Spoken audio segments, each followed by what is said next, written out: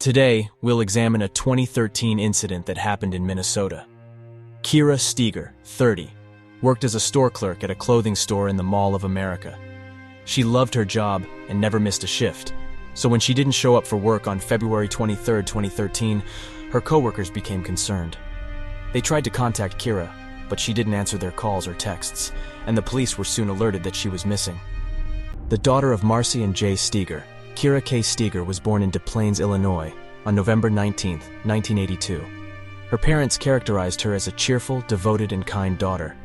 Sadly, Serene's dreams of a bright future were dashed in an instant when Kira mysteriously disappeared on Thursday, February 21, 2013. Kira was employed at the Mall of America and worked for two stores there, Wet Seal and most recently Delia's. Her co-workers were not only great friends, but Kira considered them part of her family. Kira had a special talent for spotting people's strengths that they themselves didn't notice. Kira had a shift at work. Her co-workers reported that she had been feeling good and had planned to go to a nice restaurant with her husband after the store closed. 3 years ago, Kira and Jeffrey Trevino met. They immediately struck up a romantic relationship that ultimately led to Kira's death. Tragically, all of Serene's dreams came to an abrupt end when Kira mysteriously vanished on Thursday, February 21, 2013. A minimum of 2 days later, on Saturday, February 23rd, Kira failed to show up for work. Her co-workers were worried because this behavior was not typical of her. She was strict with herself and others, never tolerated being late, and stuck to her schedule. When they were unable to contact Kira, her co-workers called Jeffrey, who was clueless as to where his wife had gone. According to Jeffrey, Kira had left the house the day before and hadn't been back since it wasn't really work time. The terrible weather that day, which included heavy snowfall, could have been a source of concern. The day after not hearing from his wife, Jeffrey decided to file a missing persons report and contact Kira's family. Kira's family was shocked by the mysterious disappearance of their loved one, and it was a major blow to them. Having received a missing persons report for Kira Steger, detectives speculated that something might have happened to her on the way. Perhaps her car got stuck and her cell phone battery ran out of power. Detectives went to Jeffrey's house to speak with him. Jeffrey told detectives that on Thursday, he and Kira were looking to spend some time together. According to Jeffrey, they had dinner, talked, played bowling, and eventually left the mall. Jeffrey claims that they went home right away because Kira intended to. As is customary in such cases, the investigation began with questioning the spouse and searching the immediate area. Her mandatory attendance was required for a work event, and she was acting normally. Jeffrey didn't find it odd that Kira would occasionally disappear, even though he had no idea where she was or who she was hanging out with. They had been experiencing relationship issues for a few months, but he didn't consider them to be serious or alarming because he thought they were just minor arguments. The detective began asking Jeffrey who Kira might be staying with and if she might have had a lover. The man rejected this suggestion because he had personally asked Kira about this and received a negative response. According to Jeffrey, he really loves and trusts his wife. The investigators forwarded all the data they were able to gather about Kira and her car to the on-duty patrols. The detectives went to the Mall of America themselves in order to confirm the veracity. Knowing when Kira left work on February 21st, the detectives looked into that moment. The video showed nothing out of the ordinary. Jeffrey's account was accurate. He met Kira after work. Nothing is worse than just waiting without knowing what's going on. And with each passing day, the anxiety for Kira's life was getting progressively worse, lacking any news from her, and having grown tired of waiting. He met Kira after work, and they hung out at the mall for a while before going down to the parking lot and driving away. There were no arguments between them, and the evening appeared to have gone well. In order to try to aid in the investigation, Kira's family flew to Bloomington. They had flyers printed with her photo on them and hung them on poles, while also giving them out to anyone they saw on the street. Their goal was to garner as much attention as they could. While Kira's family began handing out flyers, they understood they couldn't just watch and wait. They had to do everything they could to find their loved one. When interviewing the couple's neighbors, the investigators discovered a surveillance camera that was mounted on one of the neighbors' homes. Because the camera rotated sideways and caught Kira and Jeffrey's home from one of its angles, the investigators asked the homeowner to copy the camera footage for them in the hopes that it would reveal some clues. In the meantime, a cell phone company's records arrived and gave the investigators a new lead. According to Kira's phone records, she had another man in her life besides Jeffrey. This man was Ryan Wendt, the manager of the same store chain where she worked. They had a very intense and long-lasting relationship and frequently corresponded. Police were able to determine that Ryan had left the state, and while a search for Kira was ongoing, Ryan was driving towards Colorado. This man was of major relevance to the investigation because he was the manager of the store.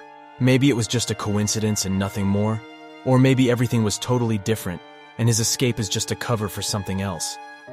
The detectives were able to get in touch with Ryan, who agreed to come in for questioning in Colorado. Ryan admitted that he last spoke with Kira while he was driving across South Dakota and exchanging texts with her. These texts were sent just before Kira vanished. Based on the timing of the texts, the detectives concluded that Kira vanished while Ryan was driving across South Dakota. Ryan was released and removed from the list of suspects because it appeared he was actually out of state that particular evening and had no connection to Kira's disappearance. It was abundantly clear from the correspondence that Kira was growing more distant from Jeffrey, and the investigators checked Ryan's phone to see where he was in relation to the cell towers and looked over his credit card statements. The message's timestamp showed that Kira was still messaging Ryan after she and her husband got home, but their conversation ended at 11:44 p.m., and Kira hasn't used her phone since. A different team of detectives was preparing to review the surveillance camera footage from Kira's neighbor's house at the same time. This camera captured much of the street, sweeping left and right, but it was turning too quickly, and that made observation a constant motion of the camera from side to side. It was difficult to tell precisely what was happening on the screen at that time, but the car soon moved away from their house. Jeffrey explained that he had driven at night because Kira had asked him to fill up her car with gas before she left for work the next day. Surprisingly, his account of going to the gas station was accurate. He was indeed observed there at approximately past 3 at dawn. However, the investigators found that there was no way to determine who was driving after he left the petrol station. Police received a call on February 25th to report the discovery of a suspicious vehicle close to the shopping center where Kira worked. There are 2 multi-story parking lots, and security guards noticed that a particular car had been parked there for a few days and called for a tow truck. As the tow truck driver was inspecting the car before picking it up, he noticed an unk mat that had been removed. Investigators began their work with remorse after DNA testing revealed that it was Kira Steger's blood, and Kira most likely no longer alive. Her relatives and friends were horrified over this terrible discovery. Their last chance of seeing Kira again had been dashed, but now they were left with a host of unanswered concerns, including, how did she die? Did she suffer? And who could have been angry with her enough to have taken her life? The detectives watched the video from that camera and noticed that a man wearing a hood appeared in the footage a short time after the white Chevrolet pulled into the parking lot. It was fairly cold, so it didn't seem odd that the man was wearing a hoodie, but the detectives wanted to find out where he was going. It was discovered that the hooded man was walking toward the white Chevrolet.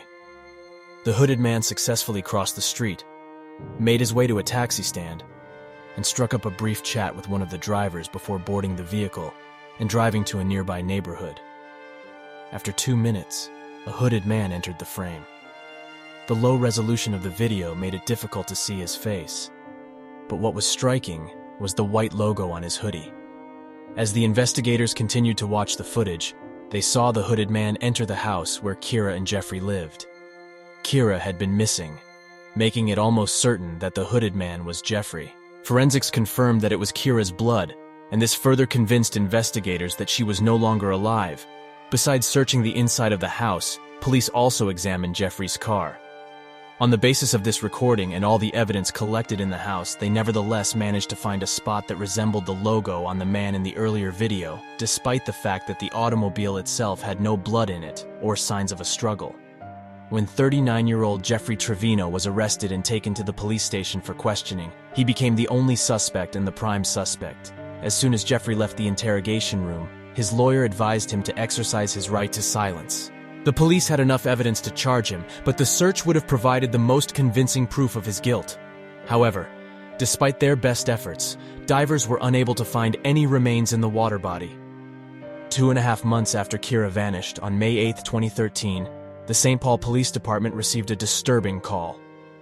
The male caller described seeing what appeared to be a dead body in the Mississippi River.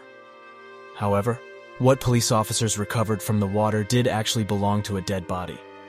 The area around the lake was searched numerous times using 4 search dogs trained to find bodies, but this too was unsuccessful. When Jeffrey got home, he noticed that she was texting someone else. After seeing the romantic conversation, Kira's husband forcibly pulled her phone away from her and shattered her finger since she didn't want to show him. Jeffrey became even more enraged and killed her in a fit of rage.